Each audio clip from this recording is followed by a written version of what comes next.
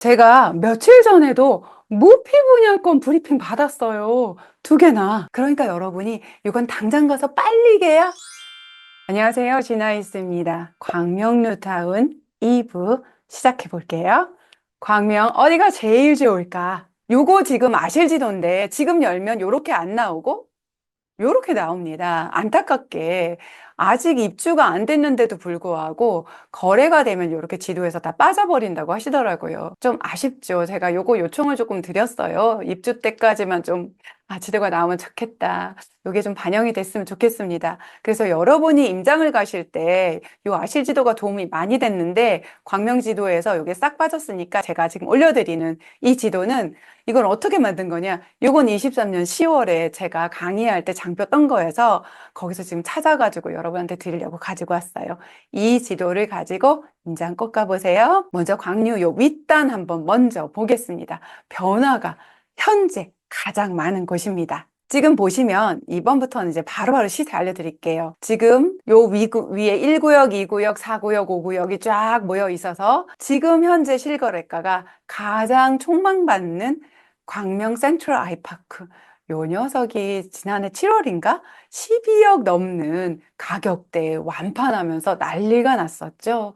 네. 그래서 지금 현재 실거래가 11억 9천만 원 찍혔고요. 여기는 사실 역에서도 가까운데 평지고 택지도 참 네모 반듯하죠. 굉장히 좋아요. 이 위로 갈수록 언덕이고 지금 여기 5구역 쪽으로 가도 언덕입니다. 저 5구역 같은 경우는 현재 분양권 거래는 없어요. 그래서 이게 아마 입주권 거래일 거예요. 그리고 지금 트리우스 광명이 곧 입주를 앞두고 있고요. 또 이후에 자이더샵도 요 10억 8천 요 정도 시세에 지금 찍혀 있는데 거래가 지금 많지 않아서 아직은 시세가 뒤죽박죽입니다. 호가까지 한번 볼게요.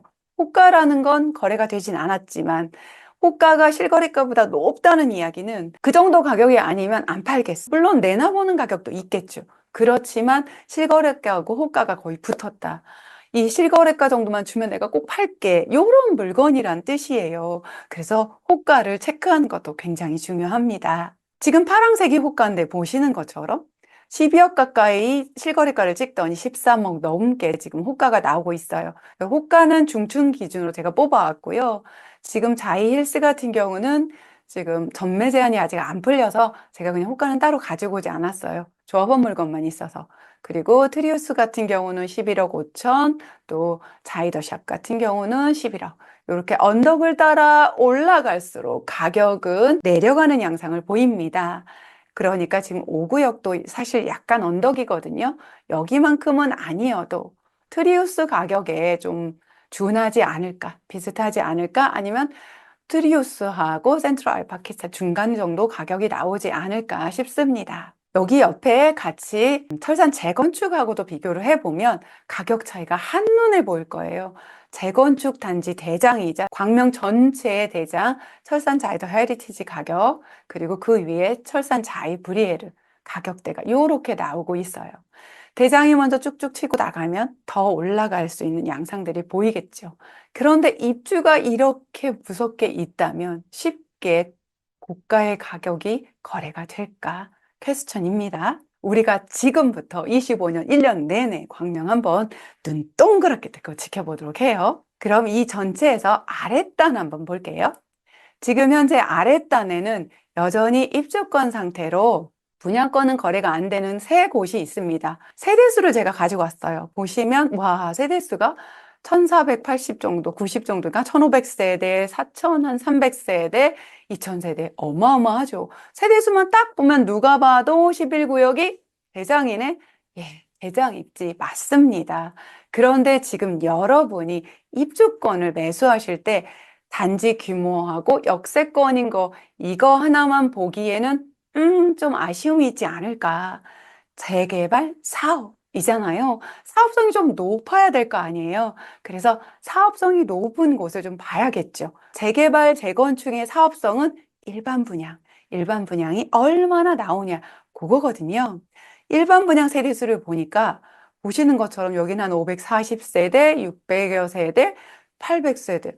아까 분명히 11구역이 4,300여 세대, 여기는 2,000세대.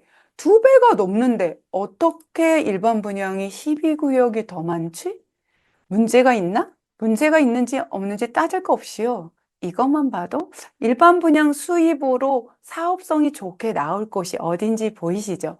이걸 조금 더 극명하게 볼 수 있는 게 여기에서 일반 분양 비율 탭을 누르면 이렇게 나와요. 제 영상 꾸준히 보신 분들은 이 정도는 이제 쉽게 하실 수 있죠? 여러분이 보시는 것처럼 여기 9구역이 36%, 그리고 11구역은 일반 분양 비율이 14%, 그리고 12구역이 언덕이 높아서 별거 없는 줄 알았는데 일반 분양 비율이 39%로 꽤 높습니다. 그렇죠? 그래서 입주권 매수하실 때 사업성 체크하는 사실 척도예요. 이거 하나가 다는 아니죠. 이후에 일반 분양 가격이 얼마에 나오고 그게 완판이 됐는지 아니면 누적돼 있는지. 트리우스 같은 경우는 일반 분양이 미분양 나서 고심했지만 털었잖아요. 그러면 높은 가격에 일반 분양해서 사업성 좋아지는 거예요. 근데 그게 비율이 얼마나 높으냐에 따라서 또 다르겠죠. 네, 그리고 요 아랫단에 광명 호반섬인 그랜드 애비뉴가 10월 말부터 입주장이 시작됩니다. 그래서 호가는 11억인데 실거래가는 9억 3천. 와, 갭 차이가 굉장히 커요. 아니, 지금 역에서도 꽤 멀고 세대수도 그렇게 크지 않은 것 같은데 왜 이렇게 배짱일까? 이런 생각이 좀 들지 않나요? 매물 개수도 적어요. 매물 개수가 적으니까 호가를 많이 부르는 건 맞을 수도 있어요. 근데 요거 말고도 더 정확한 이유가 있습니다. 입주장인데 매물이 많지 않은 곳. 이유가 뭘까? 제가 크게 2가지 이유 짚어드릴게요. 이러니까 특강이지. 이게 무슨 유튜브야. 그쵸? 분양가 대비 매매가가 많이 오른 경우 입주장의 물건이 별로 없어요. 전세가가 많이 올라서 분양가에 그냥 전세를 맞출 수 있다. 뭐 그러면 그런 경우는 알겠는데 왜 입주장의 매매가가 많이 올랐다고 안 팔지? 많이 올랐으니까 팔면 좋은 거 아니야? 돈을 금방 회수할 수 있으니까? 이런 생각이 들 수도 있어요. 감정평가. 여러분이 입주할 때 잔금 대출을 실행하죠. 그럴 때는 분양가로 하는 게 아니라 요 신축 아파트에 감정평가를 해서 그동안에 8억대에 분양을 했는데 9억까지 나왔네? 그럼 이 금액에 감정평가가 매겨진단 말이죠. 그 얘기는 뭐예요? 네. 대출이 더 높게 나올 수 있어요. 그러면 내가 생각한 것보다 계약금 빼고 나니까 얼마 넣지 않아도 입주를 할 수가 있게 되는 거죠. 게다가 이렇게 잘 올라졌는데 비과세 받아야 되지 않겠어요? 여러분, 제가 지난주에 올려드렸던 영상에서 말씀드렸듯이 분양권 1년 미만일 때 77%, 1년 이상일 때 66%, 입주장이라고 깎아주는 거 없습니다. 그러니까 그런 양도소득세 내느니 그냥 가지고 2년만 가면 요 오른 거 다 비과세 받을 수 있는 분이 꽤 많거든요. 또 일반 과세를 받아도 훨씬 유리하기 때문에 등기 치겠어? 난 팔아. 이렇게 하는 겁니다. 그럼 지금 호반 서밋 같은 경우는 어떤 케이스냐면 요렇게 분양을 했었어요. 분양할 때 사실 분위기가 그렇게 좋지 않을 때 분양을 해서 여기 지금 작은 평수든 미분양도 났었죠. 그런데 분양가 자세히 보세요. 84 분양가가 8억 7천 정도인데 9억대에서 이미 거래가 됐었고 호가도 11억, 뭐 10억 정도는 가볍게 받을 수 있지 않을까 이런 생각이 들어서 매매를 안 하는 물건들이 많은 거죠. 그러니까 매물이 별로 없습니다. 그럼 두 번째, 왜 입주장에서 잘 팔지 않을까? 실거주 의무가 있는 물건들이 있죠. 대표적으로 어디예요? 올림픽파크 포레요. 둔촌주공이죠. 거기 일반 분양한 물건들은 실거주 의무가 있어요.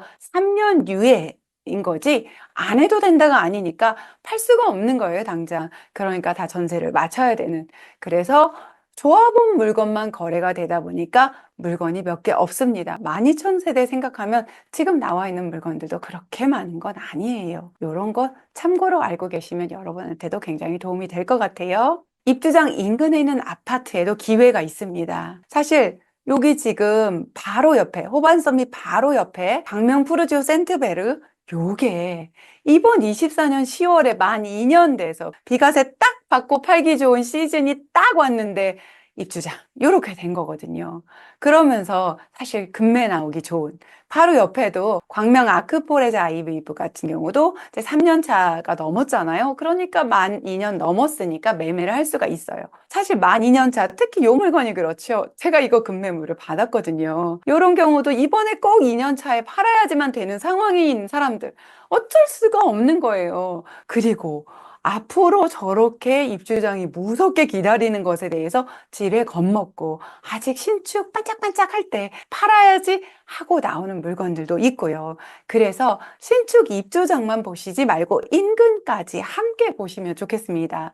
우리 철산 재건축 같은 경우도 철산역 아랫단에 아주 신축은 아니지만 신축들이 저렇게 쏟아지면서 철산역 아래쪽에 15년, 16년 차든 아파트 같은 경우들도 사실 입지는 너무 좋고 아이들 키우기 너무 좋은 그런 곳이거든요. 그런 곳 가격이 눌리는지 혹시 금매가 나오는지 이런 거 같이 살펴보시면 거기에도 기회가 있습니다. 여러분이 광명 뉴타운 철산 재건축 보실 때 아까 제가 이렇게 보여드린 4,395세대 올해까지 또 요게 지금 이제 넘어가겠죠. 한 입주장이 2달, 3달 주잖아요. 그리고 25년도에 만 세대 이게 다인 줄 아세요? 아니에요, 아니에요. 광명자이 힐스테이트 SK뷰가 25년 1월, 이제 얼마 안 남았죠? 3개월 남았어요. 그때부터 전매가 가능합니다. 3,091세대. 광명 롯데캐슬 시그니처 25년 5월부터 1,498세대, 1,500세대가 전매가 가능합니다. 물론 이 중에서 조합원 물건은 지금도 거래가 되긴 해요. 그런데 여러분이 입주가 아직 남아있어서 상관없다고 생각했던 물건들까지도 시장에 한꺼번에 나온다? 입주장에 매물이 쏟아져서 기존에 입주하는 입주장 물건들과 요 분양권이 같이 또 싸우게 되는 거죠. 이렇게 물량이 많아져요. 보시는 것처럼 2024년 12월에 지금 4,395세대 트리스 광명 들어가는 때 25년 1월부터 자이 힐스가 분양권 전매 제한이 풀립니다. 2,878세대. 그러니까 25년 1월부터 7,273세대가 동시에 움직이는 거예요.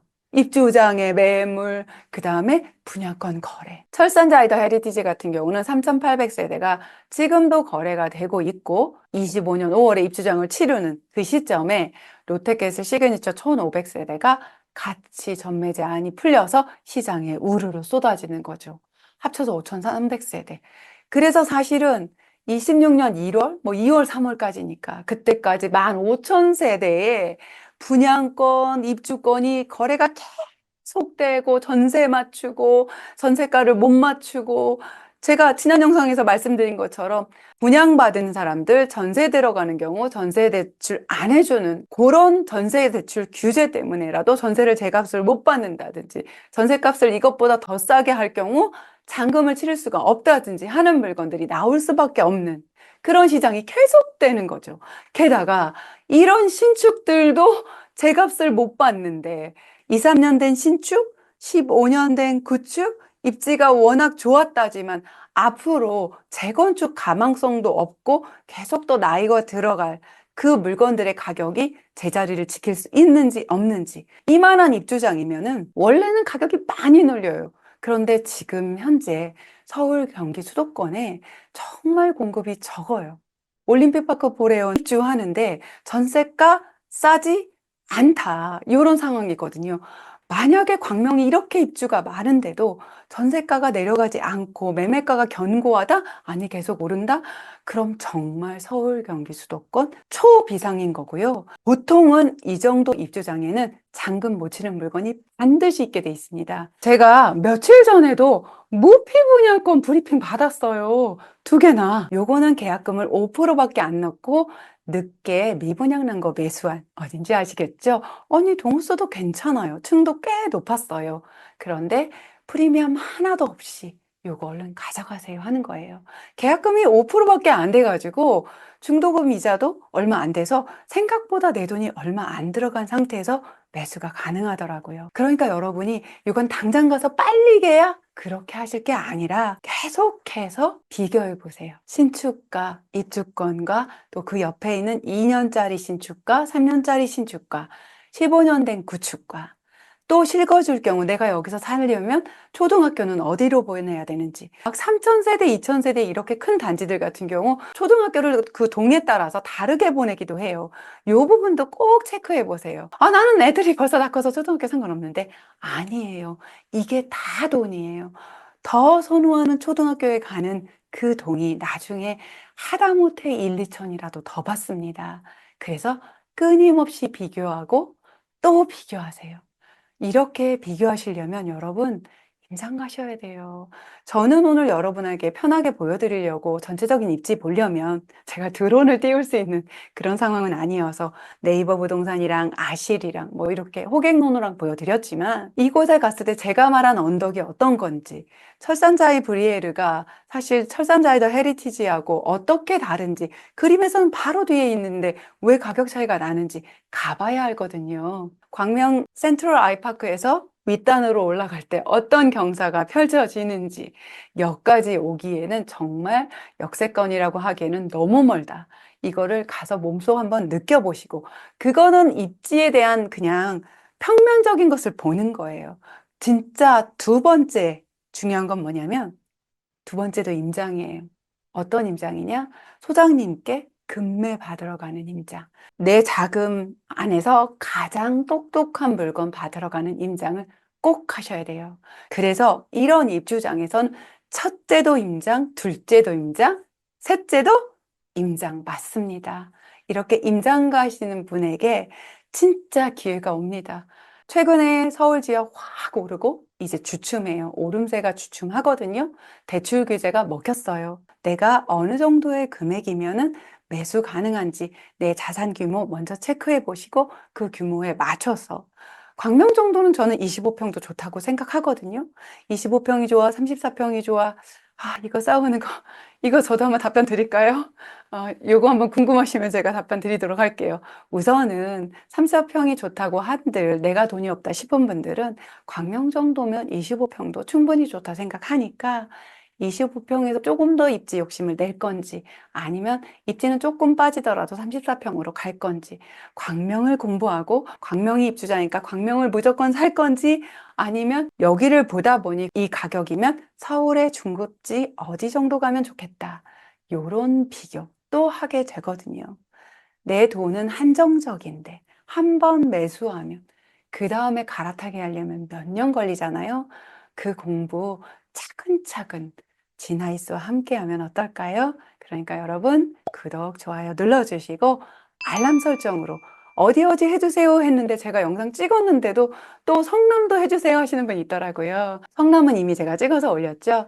알람 설정 딸랑딸랑 꼭 해두셔서 제가 영상 일주일에 하나씩 올려요. 그렇지만 굉장히 공을 들여서 꼭 필요한 정보만 올려드리니까 꼭 제때 받으셔서 꼭 여러분 내 집 마련 투자 똑똑하게 해봅시다. 오늘도 미라클